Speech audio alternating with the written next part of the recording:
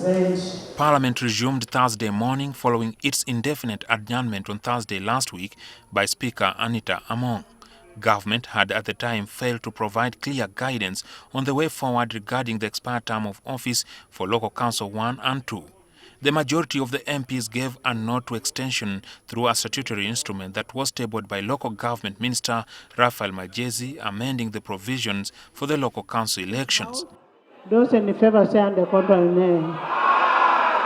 The ayes have it. Because of lack of the LC1 letters, it has become very difficult to process movement permits and for the livestock markets to operate. The LC1's term expiry, was unfortunate. As a country, we need to plan better so that we don't get such an eventuality happening when we have systems in place. However, the move met some resistance from sections of opposition MPs who demanded the amendment to specifically point at the lack of money for having caused the extension of LOC's tenure. This provision is ambiguous and generally subjective. For instance, the words and phrases extremely difficult or impossible used in the instrument are vague. Let him say in this amendment that when it has financially become difficult to organize the elections, let us be specific. Otherwise, making it this broad is susceptible to abuse. It is not true that we don't have the money, but it is also true that we did not appropriate for that.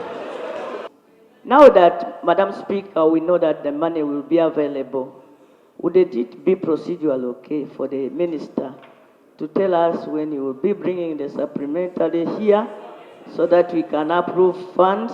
The Electoral Commission indicated that conducting LOC 1 and 2 as well as Women Council elections would cost 56 billion shillings, which money was not available according to government. Right now they are talking about the country not having the resources, and we all know that the country has resources. This is something they would plan and hold. Magyezi said he is committed to have a work plan to conduct the elections. To provide the necessary guidance to the country on how the LOCs are going to proceed. We shall do that by next week. We'll have something, the guideline laid on table. There is a precedent set.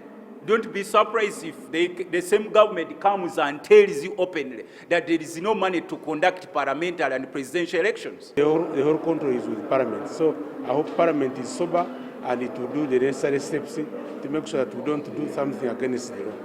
There are two ways the money for the elections could be provided, either through a supplementary budget or out of the amount under the 3% allocation of the total budget which government can spend and provide the accountability for approval by Parliament afterwards. Jackson Onyango, NTV at Parliament. Procedures.